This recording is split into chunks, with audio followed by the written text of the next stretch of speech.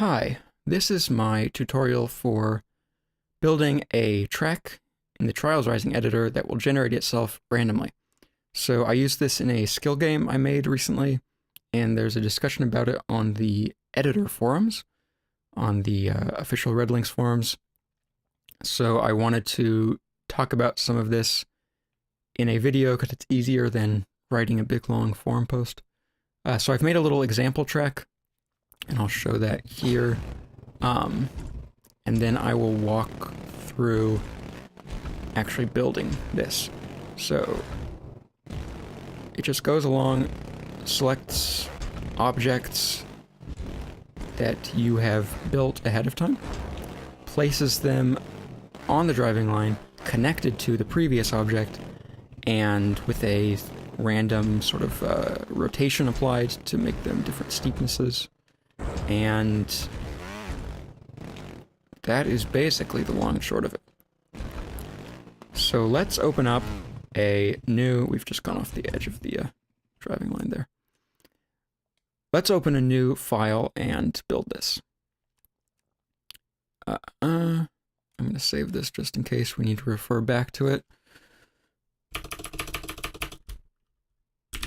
Random tutorial.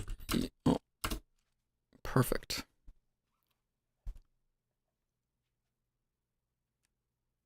So going from a brand new track, the first thing we need to talk about is positioning the driving line.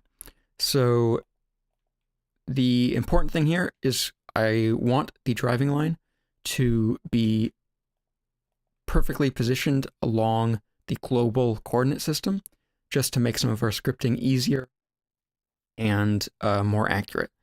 Because if we're going to be placing objects using OPEs, we need to know the coordinates that we place them at will actually be on the driving line. And to doing that is a lot easier if the driving line is on a reliable global coordinate. So this is pretty easy on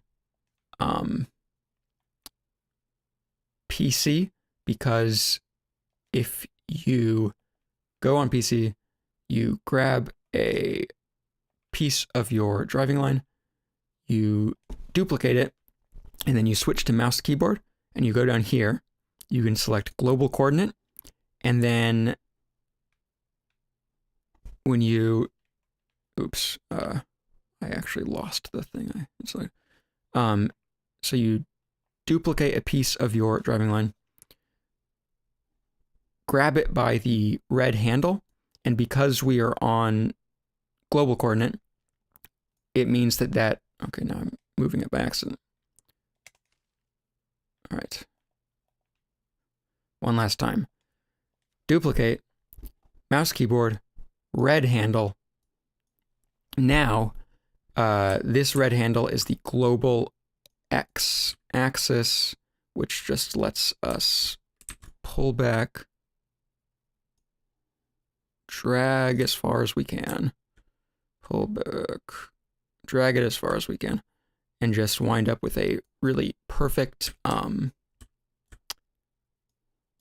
driving line that is straight and is on the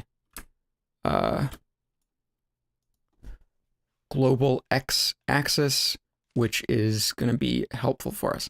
But not everyone is on PC, so I'm going to show you a method to do this with the normal editor functions that exist on consoles and PC. And this is boring, but it will make things easier for us in the future. So we're starting off, I'm going to make these higher up so they don't clip into the terrain when we go far away. If we go to our editor settings and turn on snap X and Z, Y doesn't really matter, and we don't select a work plane, it should snap us instead to the global coordinates.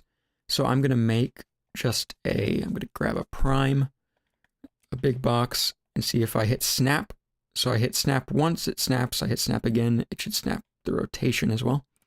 So this should be a global coordinate that's on a nice integer coordinate, and we can verify that by making a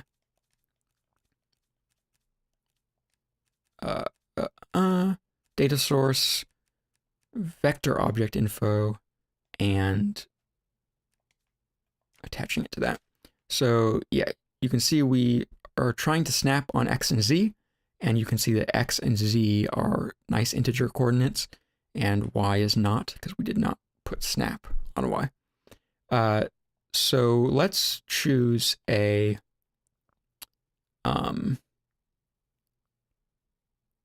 z coordinate that will be easy for us to remember, because if our driving line is snapped along the x axis, then that means that every point along the driving line will have the same z coordinate.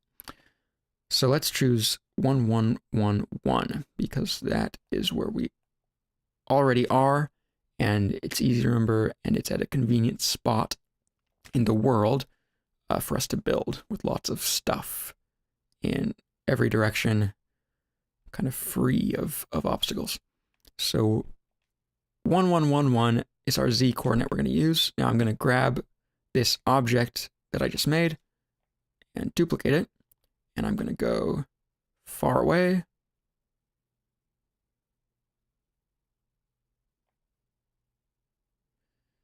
slowly but surely I am moving, and the length you want here just depends on how long you want your actual track to be, but obviously there's nothing wrong with having a bit of extra room just so you don't run out accidentally.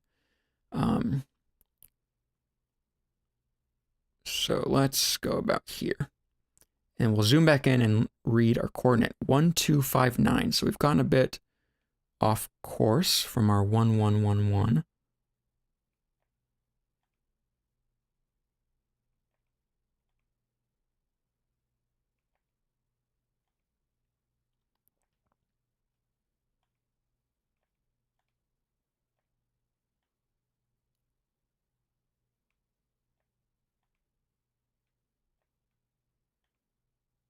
And here we are, 110, 111, and snap. Now, you might be asking yourself, hey, if you're going to great lengths just to snap an object to a certain coordinate, only to then go and grab a driving line spline point and position it at that same object, why not just snap the driving line spline point to that same coordinate to begin with? And the answer is that snapping does not work for driving line spline points. I'm hitting the snap button, it's not doing anything, so that's why. So what we're going to do is just basically get in nice and close to the object we just positioned at a perfect coordinate, and then try to position the spline point basically at the exact same point. And as long as our driving line is pretty long, the error should be small in terms of whether it lines up accurately with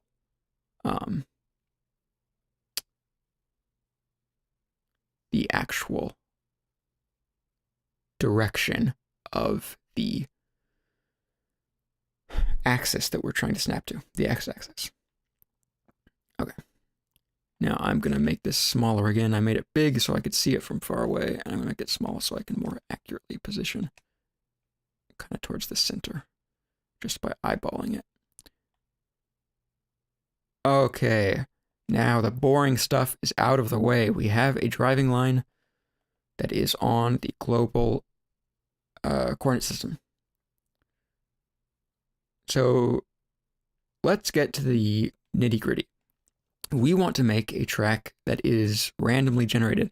We want to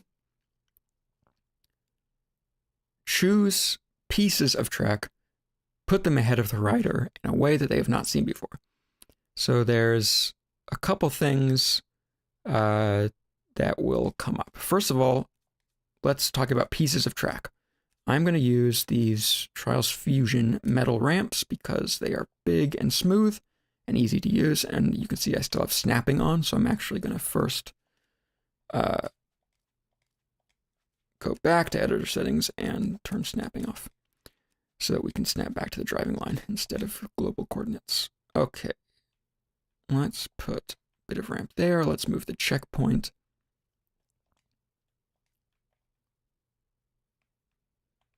onto here. This will be our starting platform, and the rest of the track is up to math.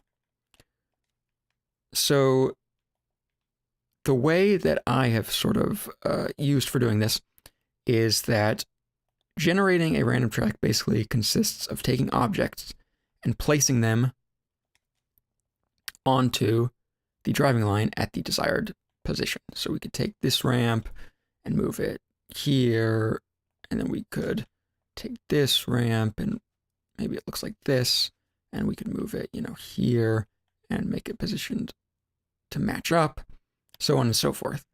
And the question is, how do we do that sort of programmatically? And the answer is that we need to be able to know where an obstacle starts and where it stops so that we can put the start of the next one at the stop of the previous one. So to do that, a pretty easy way is so you can see that when I grab a ramp and most any object, its pivot point, its center point, is its actual physical center. So if I were to take this ramp and use an OPE to position it at this point at the end of our platform here, it would put the center of the ramp at that position, which is not too useful. And if it were downhill, it would put the center there and make it completely unwritable. So we want to actually refer to this ramp by its start point rather than its center. So a way of changing the center point of an object is to add it to a glue group. So to make a glue group, we need two objects. I think you can't just glue, can you? Can't make a glue group with just one object, but it's okay because we want multiple objects anyway. So I'm going to go to our object menu and just select a general dummy object. And with our dummy object snap to the driving line and our ramp snap to the driving line, I'm going to glue them together. Now I'm going to select that glue group and go down to select pivot. So now this point is the center position of our ramp. Not the center in terms of the actual physical center, but the center in terms of if we use an OPE to position our ramp, this is the position that will be actually set. And I'm going to put it here at the start. And I'm going to turn on fine tune to help me just carefully put it so that it is on the corner. Then I am going to grab this dummy object, and it's actually going to be more than just a dummy object. It is going to be very important. It's going to be the end point of our ramp, so that way we have two objects, each with their own independent position, one of which refers to the start point of the ramp, one of which refers to the end point of the ramp. And that is going to be the basis of our track generation scheme. So now you can see that if we grab this glue group and we position it down here at the end of our first platform, the position of the glue group can actually line up with that endpoint, and it will be smoothly joined, and we can even rotate the ramp around that pivot point, and the connection will not be broken. So that's the basic sort of observation that we make that helps us to generate smooth, unbroken tracks. And obviously, if we were to duplicate that object and then position this new duplicated version at the same point as that endpoint that we just defined, we can once again create a connected object, which can be rotated. And that can happen so on and so forth forever. And the track will always be basically drivable. So we've got a couple of these objects that I've just made by duplicating stuff. Let's actually add some variation to those so that we can sort of understand what our basic archetype of the obstacles in our track will look like. So let's make the first one a just flat piece of ground. Let's make the second one sort of like an uphill, like this. So I'm keeping the pivot point rather than just rotating the whole glue group. I'm keeping the pivot point so that its coordinate system is the same as it was. It's not rotated. That just helps us because it means that if we use snapping to position stuff on the driving line while we're editing it, using the two snap, the one snap to put it on the driving line, the second snap resets its rotation. The reset rotation will always be the orientation that we actually want. So like if I grab this flat piece and rotate it, and then I do snap, snap, it'll be flat again. And if I grab this tilted piece and rotate it, and then I do snap, snap, it'll be tilted at the same angle again. So that's just helpful so that we always are able to return to a known good state. Now for the third obstacle, let's make maybe like a curved piece of ramp, convex like this, and position that again so that it lines up with our start point, and reposition our endpoint in the same way.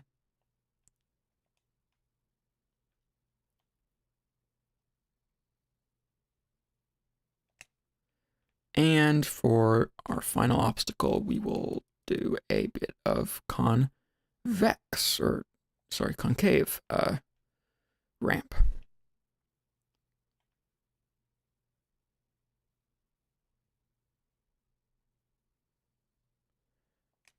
Good, and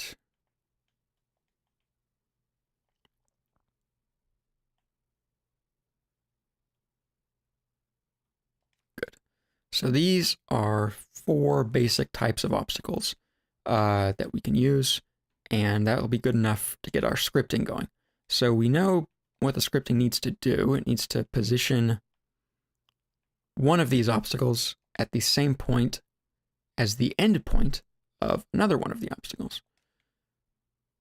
And doing that is not too challenging. It just requires a few object info data sources and a few object position events. So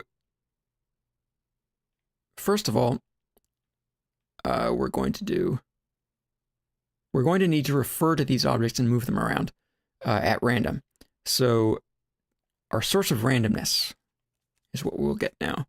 So randomness in the trials editor basically has to come from our random data source. The random data source will just be a number. You can set the lower range and the upper range, the seed, and how quickly that number will regenerate. So we're going to set that to 1 frame, so that every single frame this is another number, or another random number. And because this is a seeded random number generator, and we set the seed ourselves, the sequence of numbers it generates is the same every single time you play the track. But because we are sampling it, or it's regenerates itself every frame, and we are sampling it at different intervals based on the player's actions, what frame the player does something on will determine which number we actually get. So even though the sequence of numbers is exactly the same, we see different parts of that sequence based on the actions of the player, which essentially ensures that it's random because the player does not have the ability to do the exact same thing in the exact same way every single time that they play the track. So now what is this random number doing? It's referring to which obstacle we want to place. So in order to refer to objects by a number, we need an object array. So data source, object array. Now, object array, select targets. We're just going to go down here and we're going to grab the pivot. So make sure you don't accidentally click the object itself or a component of the glue group. Make sure you click on that pivot point so you select the whole glue group, because when we move the obstacle, we want it to all move as one. So 0, 1, 2, 3. So now we want to actually get one of those objects out of the array, so we need a object retriever. So we'll put that here. Object array, this one, object index. Now, we can't put the object index directly to the random source for a couple of reasons, but one of them is that it's changing every frame. So we don't want to choose new obstacles every frame. We want to choose them when we determine it is necessary. So we will just grab the value from that random source when we need it and put it into a variable data source. So this variable data source will be used as the index into our object array. And we will use a set value event to actually copy from the random to the variable. Value, the random value, and event target this source. And we will set our random generator to only generate from 0 to 3 so that we can choose one of our obstacles and not be outside the range of indices that the array has.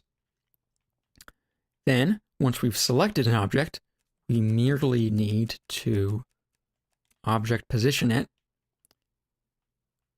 into place. So object position event, modified position, yes. Local, no. We're using global coordinates for all of our calculation.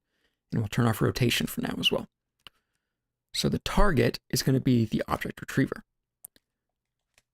So this object retriever is, it essentially is the object that is referred to by this index. So if we set an OPE to target this object retriever with index 0, that's exactly the same as setting that OPE to target this object itself, except that this way we can actually change the object using our programming so that it can be different objects at different times. It makes it convenient because we don't have to duplicate all of our scripting once for each obstacle. So set value and then OPE, one to the next.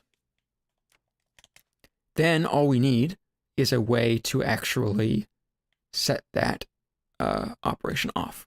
And we're going to do that for now with an area trigger.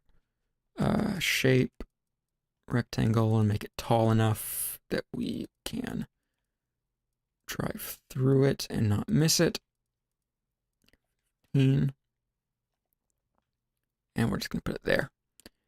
But what position do we place the object at? Obviously, when we're driving along the track, in general, we want to place each obstacle at the endpoint of the previous one. But when we don't have a previous obstacle, we don't actually have a position.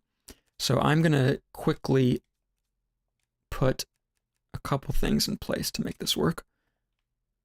This dummy object will be the start position of the whole track. So it's going to be the first point at which we place the first obstacle. And a quick aside about dummy objects. You'd think that they didn't have any collision, but they actually do. So I'm going to go turn that to no contact response and do the same for these other ones as well, because they have like a little square hitbox that can catch you off guard if you think of them as purely sort of logical elements and not physical elements. Advanced physics, no contact response. Okay, all good. So the position of this is going to be the first position that we set an obstacle to, and we're going to store its position in a vector. So we're going to go ahead and say that this OPE uses this vector, and that the initial value of that vector, oops, not what I wanted, set value event, or set vector, I should say, set vector event, and a vector object info. So we're getting the position of this dummy object and using it to set the initial value of the sort of connection point that we're using. So X, Y, Z, target this, and then X, Y, Z in this is coming from this. And we want to make sure that that initial position gets set as soon as we start the track. So we choose the first checkpoint and go to event filter and do the set value. So as soon as we start the track, the position of the connection point is set to this first dummy object. And then when we pass through this area trigger, we choose a random obstacle and position it at that point. So we can finally test our track. So we drive forward, and when we hit the area trigger, an obstacle is chosen. And based on which frame we hit it, we get different obstacles. Let's see if we can get that last one we haven't gotten yet, just to make sure that we're getting the full range that we should be getting.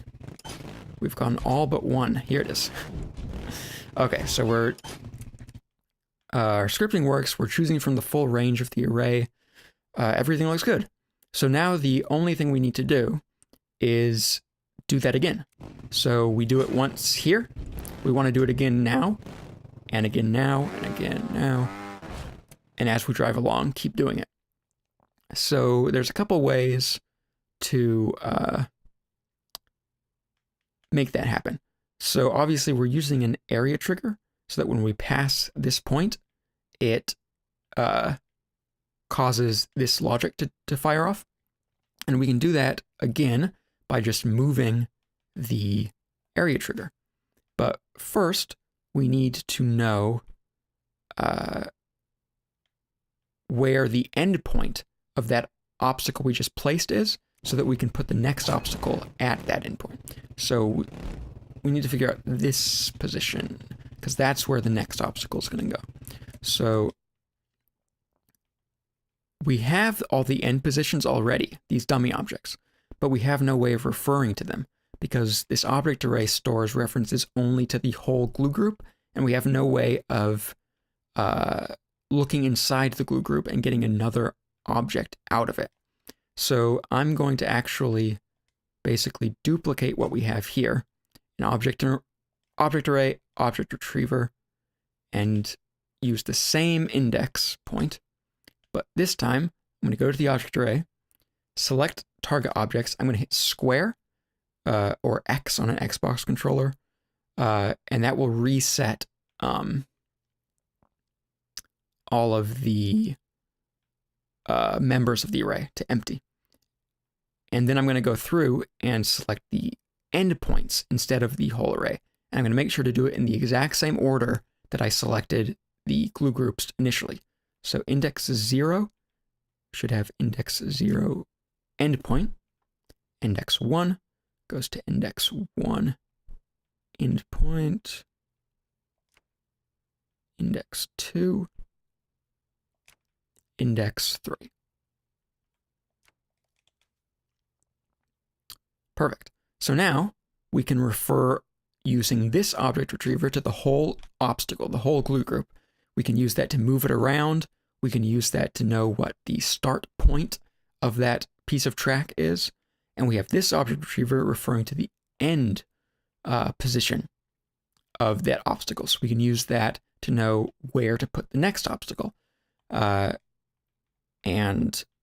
when we fire off this OPE and move the whole group, that means that the endpoint now reflects the new repositioned endpoint. So what we want to do, since this variable or vector data source is what we're using as the starting position for the new obstacle when we choose an obstacle from our array, once we've chosen a new obstacle, we want to set that position to the new endpoint. So not color event, set vector event.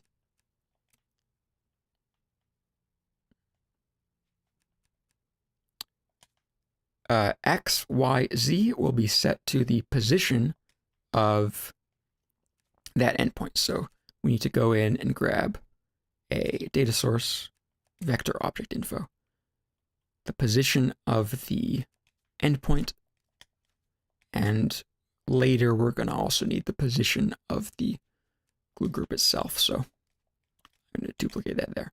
So now we know the position of the start point and the position of the endpoint of whichever obstacle we've chosen based on the index, which is being set based from our random source. And we will set X, Y. Now I'm going to do something tricky. I'm going to select value Z. I am not going to select this same vector object info. I'm going to select this one that we used earlier, which is the position of the dummy object at the very start of the track, which is at the exact midpoint of our driving line. The reason I'm doing that is that when I initially made a proof of concept of this idea, I was using the endpoint of the obstacle to position the next obstacle. Then I was using the endpoint of that obstacle to position the next obstacle. Then that endpoint was used to position the next one. Basically what happens is that you get sort of this incremental floating point error by kind of adding a vector forward a little bit at a time. It winds up being the case that over time, the obstacles are going to drift off the driving line and no longer be centered, just because the exact number when you subtract or when you place your object positions and dummy objects in your obstacle, the line between them just isn't perfect. It's not exactly 0, even if you snap it to the driving line. So yeah, error picks up slowly. So to avoid error, we're going to make sure that the Z coordinate, which if you remember, we positioned our driving line on the global X coordinate, which means that Z is this direction, side to side, off the driving line. So to make sure that the obstacles we're choosing never move off the driving line, this set value event takes Z coordinate always from one object that is never moving. It is always in the exact same point. So we will never get that drift off of the driving line. Okay. So we're grabbing the new endpoint position, using it for the next start point position. And then we need to re-trigger this logic chain the next time we need a new obstacle. So when do we need a new obstacle? Basically, we need the new obstacle when we get about halfway through the current obstacle. It's like here. So how do we find halfway? Well, we have the position of the start point. We have the position of the end point. We just need to calculate the position of the midpoint. So to do that, I'm going to go to Operations, Vector Operator. I am going to subtract the start point from the end point. So operand 1 is the end point, operand 2 is the start point. So end minus start gives us the sort of vector from the beginning to the end. And I'm going to take another vector operator set to vector and value, take that vector we just calculated, and I'm going to multiply it. Multiply it by 0.5. And that gives us halfway. So now the vector was going from beginning to end. Now it is half the magnitude, so it ends about here. And then we merely need to add that vector to the starting point to find the new position. So back to two vectors, add operand 1, the start point, operand 2, this vector we just calculated. So you see that the difference, the distance between the start point to the end point was about 9, 5, and 0 on the XYZ coordinates. So taking half that distance and then adding to the beginning, adding to the start point, is the midpoint of the obstacle. So now I'm going to add another OPE. Using that new position we just calculated, I'm going to reposition. Remember, not local, global, not rotation. X, Y, and Z. And target is the area trigger. And one more thing you'll see is that area trigger, by default, it's set to disable after hit. So we could turn that off so that we can keep hitting it. I'm actually going to leave it on, and then I'm just going to reposition it and then turn it back on again. Or it turns itself on when you hit it. I am going to reposition it and then turn it back on.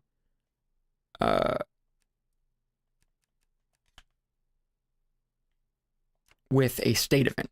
So when it turns itself off, when you initially hit it, we don't want to accidentally trigger it multiple times. So I'm just going to leave it to disable after hit. So that ensures that we get exactly one event fired off from this area trigger.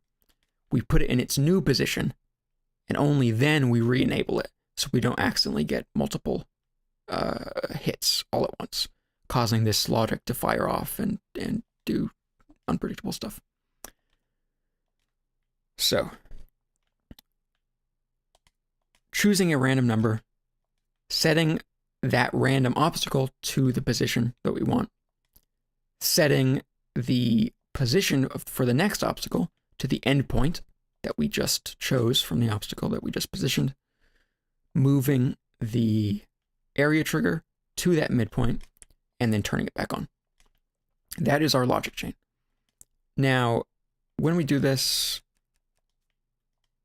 all in a row, oops, not target, but rather filter.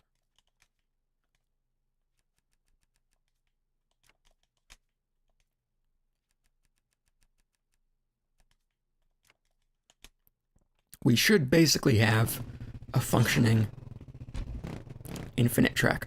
Let me just put editor icons on so we can see.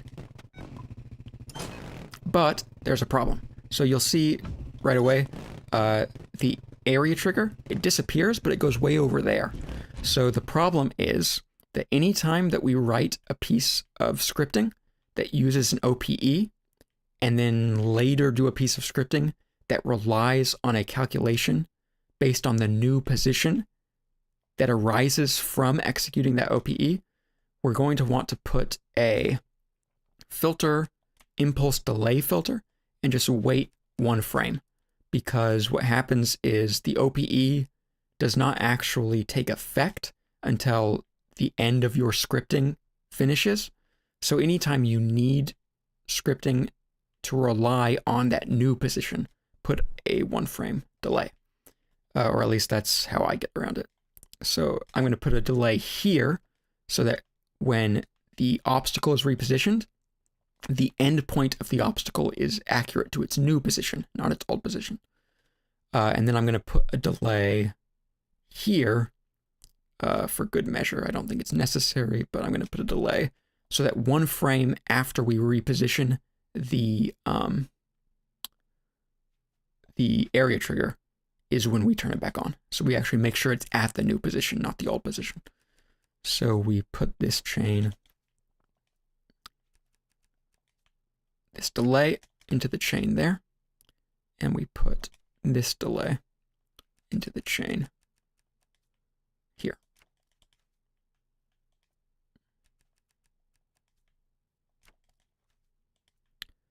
So let's give it another test. So we hit the area trigger, we get a random obstacle, the area trigger is now at the midpoint, we hit it, and everything goes wrong. So, what's going on? So it does appear, that the new obstacle was positioned at the old point.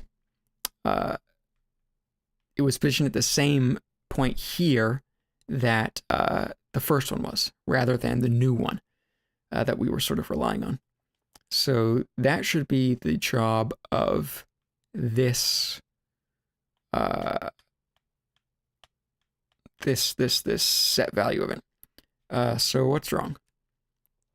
Set 3 vector XYZ. I never set the target of this event to be this data source. So nothing was actually being changed. So that's a bug. Test it again. Hit the area trigger, it gets repositioned. Hit the area trigger, it gets repositioned. And look, we've got a random track. It's working. So we can basically drive forever, unless that happens. So obviously, we're using randomness. One of the random possibilities is that the piece of track you're driving on gets chosen as the next piece of track in the line. And then it gets pulled out from under you, and you fall off the track. So let me just move the last checkpoint over to the end of our driving line so we don't prematurely end our testing when we are figuring out what's going on.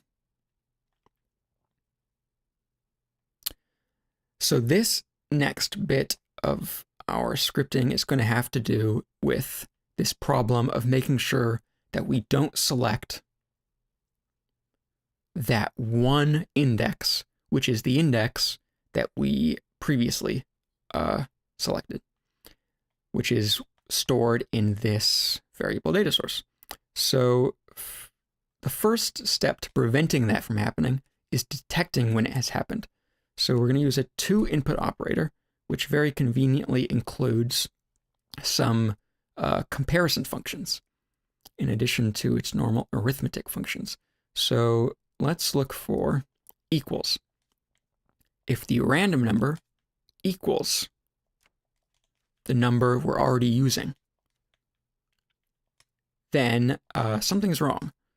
So we want to prevent this number from being that number. So we can prevent it by making it a different number. So we could use, for instance, a scheme where we take the random number and add 1 to it to make it a different number. So then, when this is the forbidden number that we don't want to choose, we can add 1 to the random number. But what would happen then is that, say we had just chosen obstacle 1. So we did not want to choose obstacle 1 a second time. If the random number generator chose 1 and we added 1 to it, we'd get 2. But if the random number generator chose 2, then this would not be equal. So we would just go ahead and choose 2. So there are 2 ways of choosing index 2 now. So we don't actually want that to happen. What we want is anytime the number is actually greater or equal to the number we already chose, we will offset it by 1. That way, there is still only one unique way for the random number generator to choose the index of the thing we want. We just have to then make sure that we set the max to 1 fewer than the index that we actually want to choose, because the upper half of those indices will have 1 added to them, and the lower half will not. So there's basically a gap in the middle of this random number generator, where it can generate it could generate 0, 1, 2, but that could be remapped to 1, 2, or 3 if there's a collision with the one we already chose. Now, to actually do that selection, to choose between either the normal unchanged, unmodified random number or the random number with 1 added to it, we're going to do a little bit of math. So we have a basically truth value, a Boolean value that is 0 when it is not greater or equal, and 1 when it is greater or equal. We're going to want the inverse of that value as well. So I'm going to choose subtract 1 minus this comparison value. So now when this is 0, this is 1, and when this is 1, this is 0. And then I'm going to choose, based on those truth values, I'm going to choose whether we should select the one with addition applied or the one without addition applied.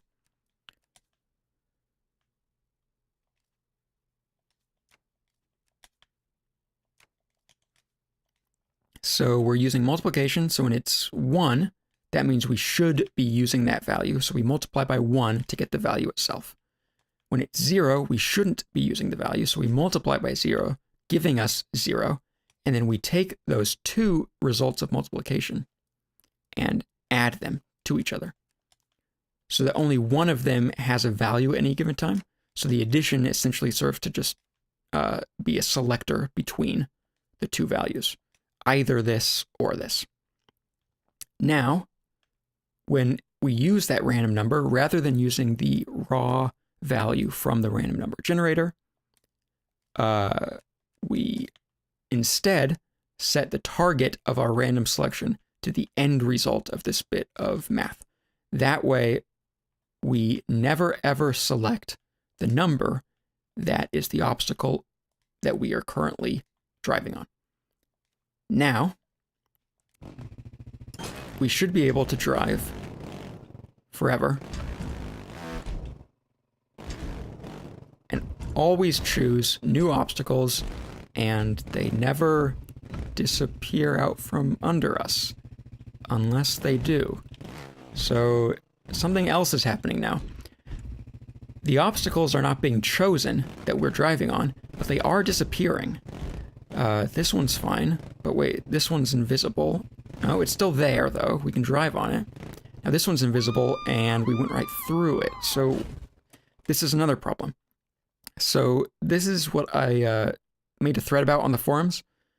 If you take an OPE and you target it to an object retriever to move an object that is in an object array, the OPE works correctly in terms of the object gets repositioned, but that new position is not completely it's not completely registered by the system.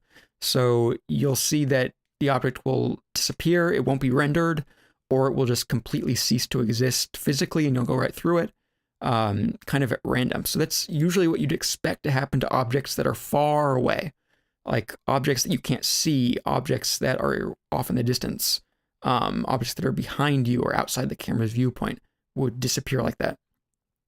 So objects that are being moved with an OPE through the indirection of an object retriever are being treated as if they are still far away, as if they haven't been repositioned.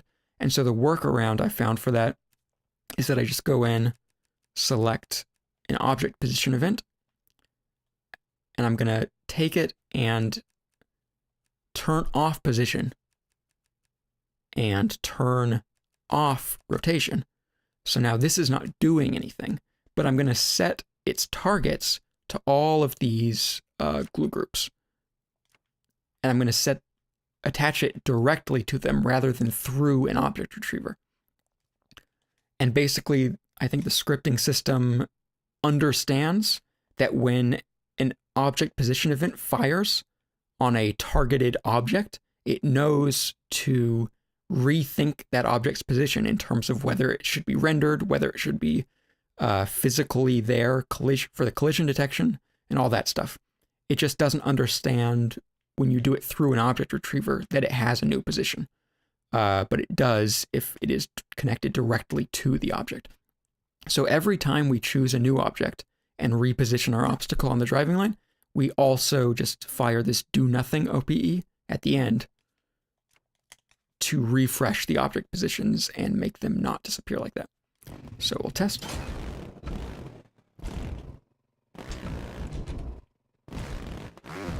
And as we get further away is when we started seeing that disappearing happening. So let's go for a little longer, just to make sure.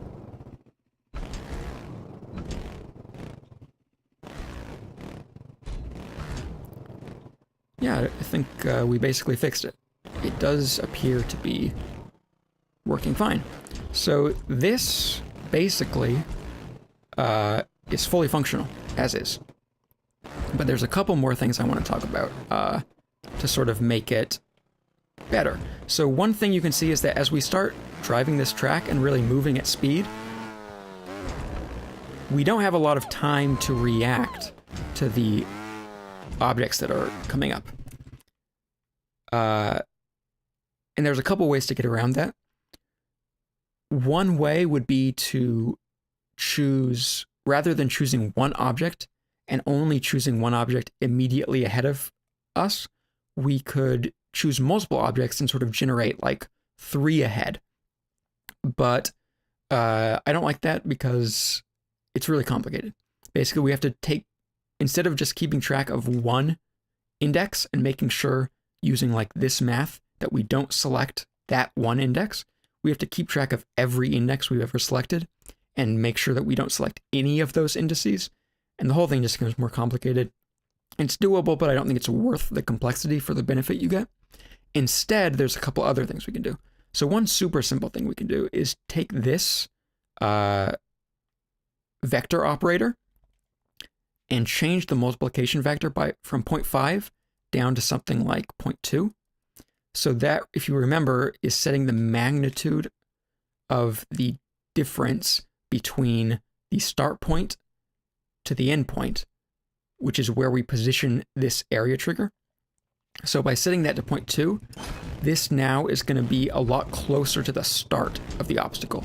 So we have a little more time to react to the upcoming obstacle because we can actually see where it is sooner. So that's one thing that is good to do. The trade-off there, obviously, is that by putting it sooner, there's a chance that the rider is still on that previous obstacle when you hit the area trigger.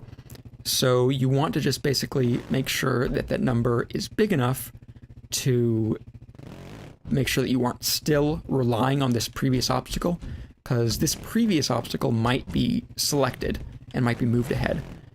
This one that we're on, see, like it just happened there. It just got disappeared out from behind us. So just so long as we're not on it, it's fine. If it's just behind us, we're okay. So 0.2 seems to work pretty well.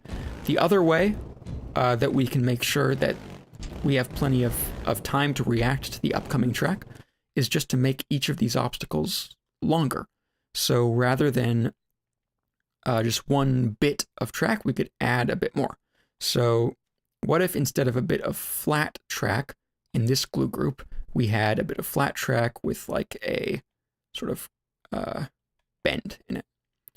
So I'm going to position this to kind of go that. I'm actually going to pick this glue group up and move it onto the driving line so I can use the snapping. Then I'm going to select our endpoint and just put our endpoint at the new endpoint. And so this is quite convenient to do to kind of edit your obstacles because they're all in a glue group. So our object arrays are still referring to the exact same glue group, the exact same dummy object within that glue group. So we can add, as many obstacles as we want. We could even select a little curve and sort of put that curve into that transition so that we have a little bit of extra smoothness to that transition there. And these are all still part of the same glue group, so that's still one obstacle. We just edit it, put it back where it was, and it should get added to now what's being chosen. Here it is. See, so now we have this kind of curved bit of track like that, and we can do the same thing for some of these other ones. So let's use this one. Rather than just being uphill, maybe we'll sort of make it like uphill with like a little bunny hop, so that you have to sort of hop over a gap. And that could be like a more interesting version of this uphill obstacle. Oops, I duplicated the endpoint. I just wanted to grab it and move it to the new endpoint.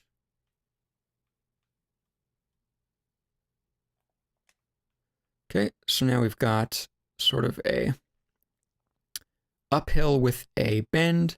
We've got like an uphill with a bunny hop. We've got, let's see, 2 more. So for this one, let's make it a bit longer by just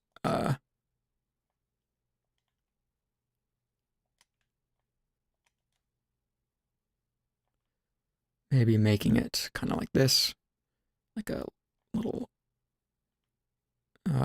bumpy part of a track.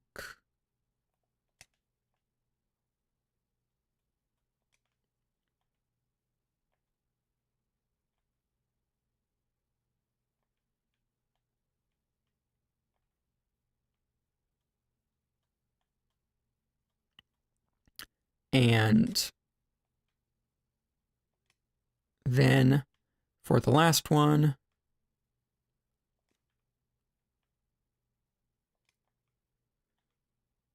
maybe in addition to sort of having a curve,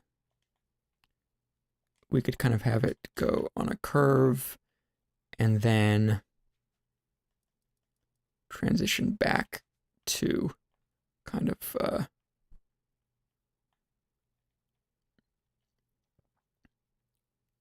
being less curved again.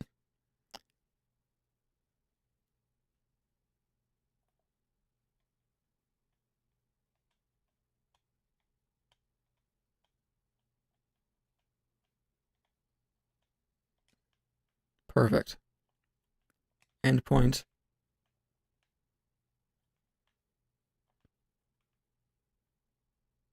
To here. Actually, before I position the endpoint, I'm going to take this and maybe rotate it a bit so that it's kind of like an uphill S-curve rather than just kind of staying at the same height.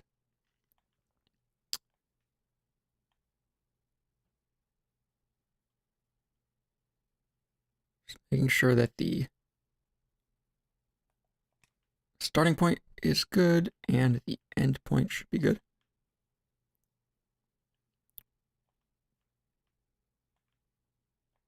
As well. And then what this gives us is now our 4 obstacles. Not only are they longer because they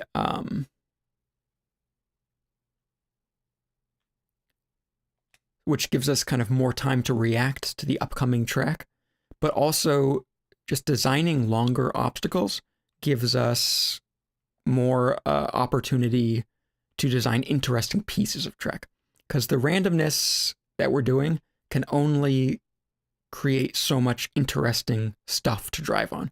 I think it's important to sort of keep some interesting human design, because just putting random pieces of track one after the other gets kind of old. So by designing kind of longer bits of obstacles, it gives us more opportunity to exercise some creative obstacle design when we actually start doing more than just 4 obstacles, but start designing, a couple dozen obstacles. We'll have lots of opportunity to sort of make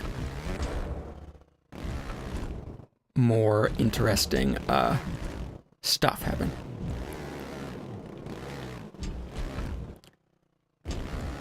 So we've got some pretty good stuff so far. There's a couple more things that we can do. So first of all, if you see the area trigger, one thing that's happening is that it is apparently getting triggered before we actually get to it. I actually don't know why it's doing that.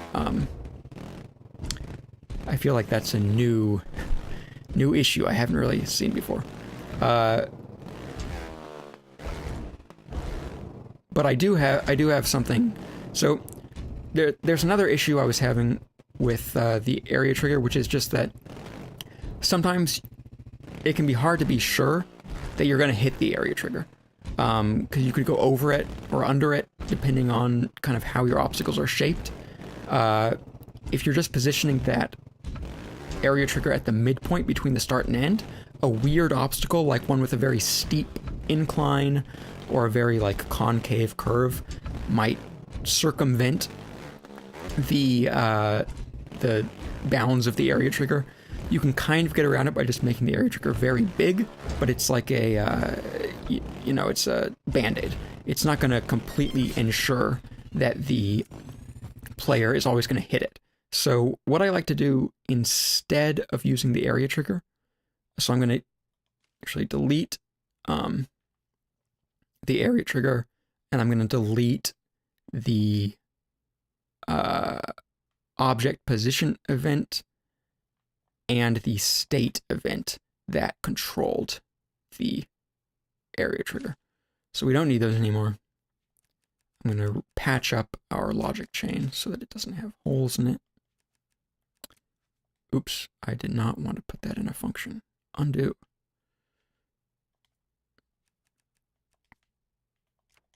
Okay, so rather than using an area trigger, this is another nice, convenient side effect of putting the driving line on the global coordinate system earlier when we did that. So we know that moving forward or backward along the driving line is exactly equivalent to moving forward and backward along the global X coordinate system.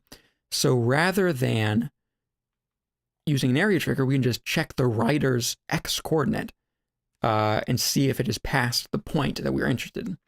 So I'm going to get a data source object info data source, position X, and select the rider's head. Then I am going to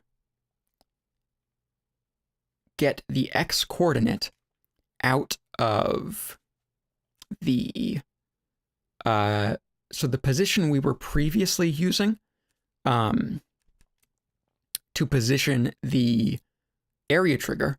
We're still using that coordinate that we calculated, but we're going to use only the X component of it. So select vector, this guy, select index 0 for X. And now we're going to compare those two. So first of all, we can see that the rider's head currently is at global X coordinate 522. And this dummy object that we have at the start of our track is at global X coordinate 529. That means positive X is in the direction along the track. If it were negative X, we would just kind of reverse this comparison but as it is positive x, what we're going to do is create a filter, generic filter, comparison value 1, the rider's head, comparison value 2, the x position of where the area trigger used to be, the midpoint of our obstacle. And we're going to say, is the rider's head greater or equal? Greater equals, there it is. And now, when that happens, it's going to be the same as when we crossed the area trigger. So it's true event, we just jump into our logic chain from before.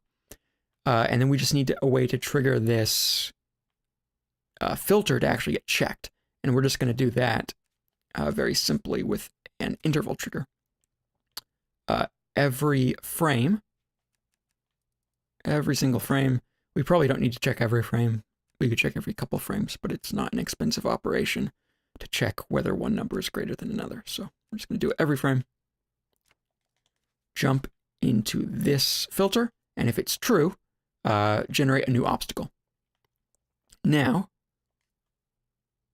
there's one more piece that's missing. The area trigger used to be doing the job of placing that first obstacle, and this interval is not going to do that because, well, basically you can see if we test track now, that first obstacle is never getting generated. So in addition to at the beginning of our track, when the first checkpoint triggers, it jumps in here and does this set value event.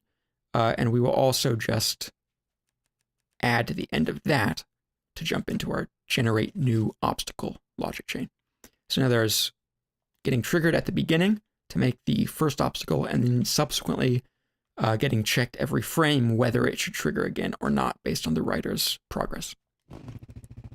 So now that area trigger is no longer there, we no longer have to rely on the writer actually physically touching a specific point, only on the writer's X position increasing beyond that point.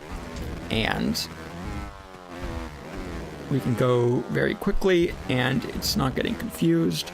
It's not missing any obstacles.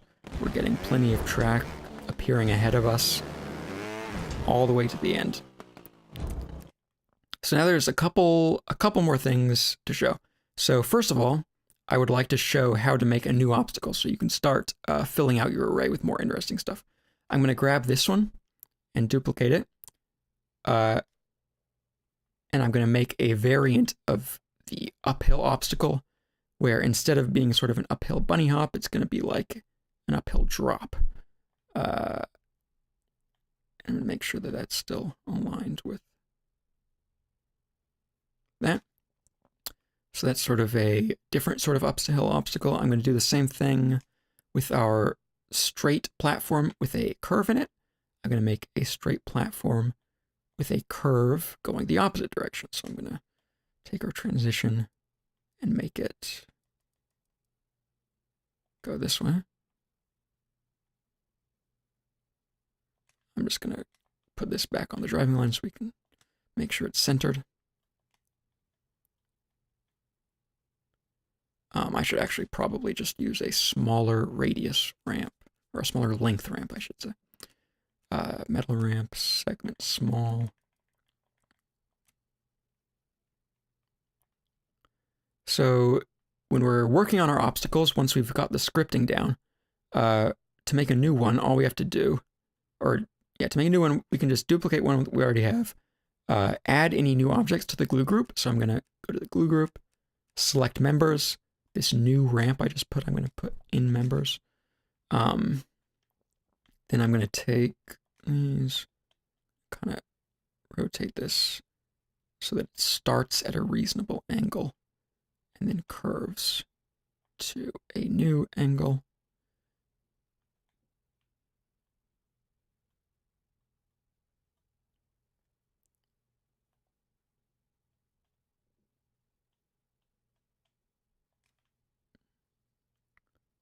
Make sure that that looks like a smooth transition.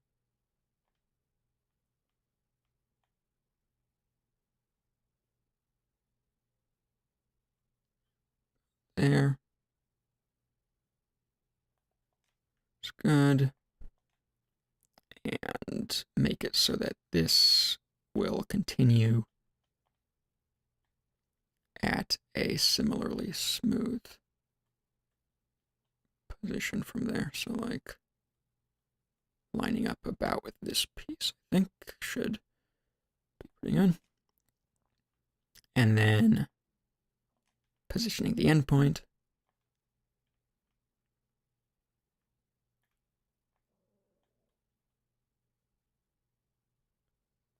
There. Okay, so now we've created 2 new obstacles. There's a little bit of bookkeeping to actually add those to our scripting. So first of all, we have to actually add them to the arrays. So let's go to the first array, which if you remember is the array holding the actual glue groups, the entire group. So we're going to add this, index 4, and add this, index 5. Then we're going to go to the second array, do the same thing, making sure once again that we select them in the same order. So index 4 beginning point and index 4 endpoint. Okay?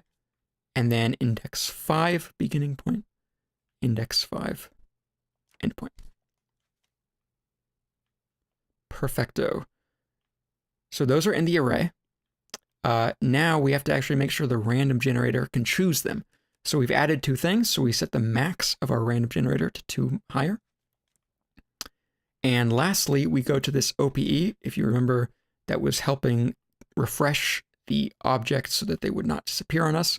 And we just make sure that our new glue groups are added to this OPE as well, so that they do not disappear on us. Okay, let's test. Let's see if we can see those new... Oh, here's one of the new ones, the drop in the uphill sort of thing. And here's the other one, the sort of convex curve. Or the convex was our old curve. Or that was our new curve. The old one was concave. So yeah, convex curve, concave curve, bumpy road, uphill bunny hop, and the uphill drop obstacle. Okay, perfect. So that's all of our obstacles being chosen, showing up ahead of us as we ride, and not disappearing, and basically doing what we want. So there's one more part of this that was mentioned in the thread, which is a question about changing their rotation.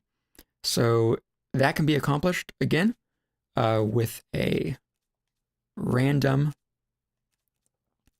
source, data source, random.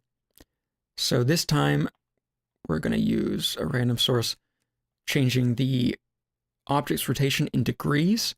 So all of the obstacles we made are pretty rideable. They're not too steep.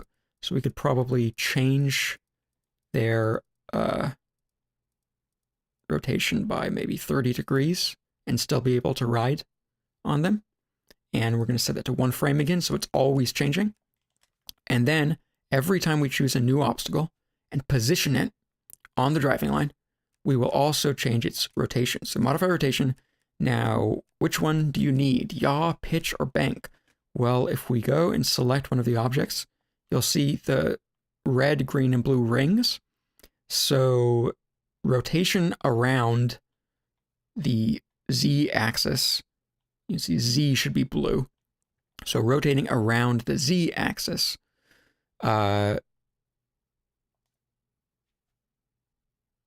should be, well, you'd think it would be pitch. I think it'd be pitch. But it is not. Or at least based on my previous testing, it wound up not being pitch. But it's easy to find out. You merely have to go into the OPE, go like, is it yaw? Hook that up to your random number. Be like, oh, it is not yaw. We did not want yaw. Okay, reset that. Is it pitch? Oh, it is not pitch. We did not want pitch.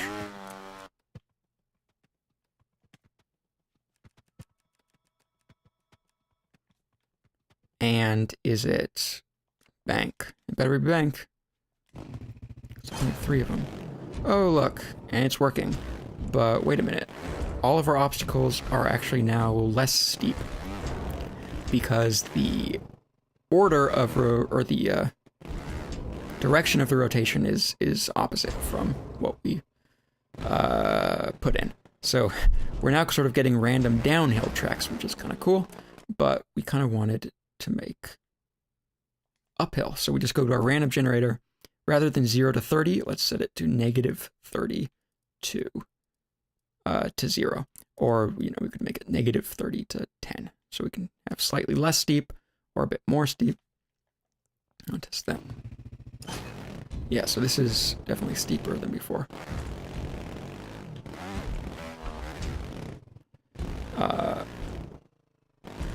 And that basically just works.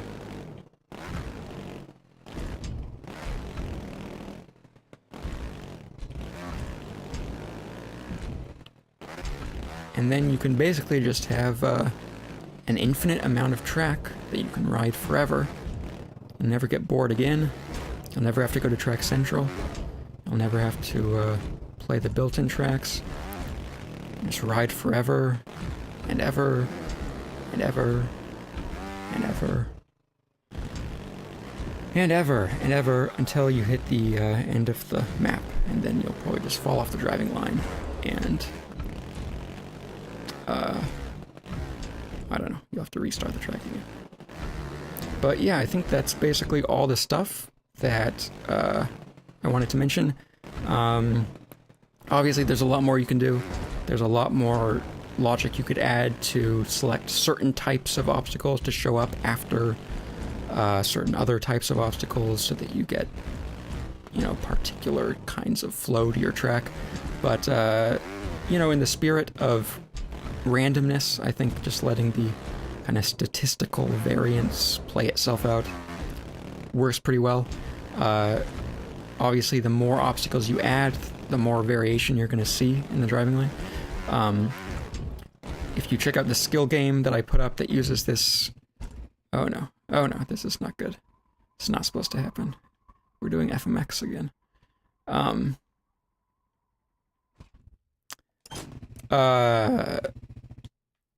If you check out the skill game I put up, it's called Second Endless, and it uses this same principle. And it's got about 50 obstacles that it chooses from, and it uses some logic to only select the later obstacles as you get further, so that basically the difficulty increases the further you go. And so basically there's 50 entries in the array, and when you first do a round of the track, it only selects from indices 0 to 9, and then when you finish one round, it increases that, and it kind of goes like 5 to 15, and then increases that, and it goes like 10 to 20 or 10 to 19, offset by 1 at the end. But it goes all the way up to 50 if you keep going. So it gets harder and harder. You could use similar logic to do other sorts of variation. So varying by difficulty, varying by like uphill or downhill obstacles, varying by whatever you want. But this little kind of kernel of scripting is pretty simple to get up and running. And then from there, you can just make as many kind of obstacle variations as you want and experiment with it. So I hope that was useful and informative. And if you have any questions, or if you have any suggestions for a better way to do this, go ahead and leave them in the comments or on the thread on the forums where we're talking about this. Would be cool. So thanks for watching. Bye.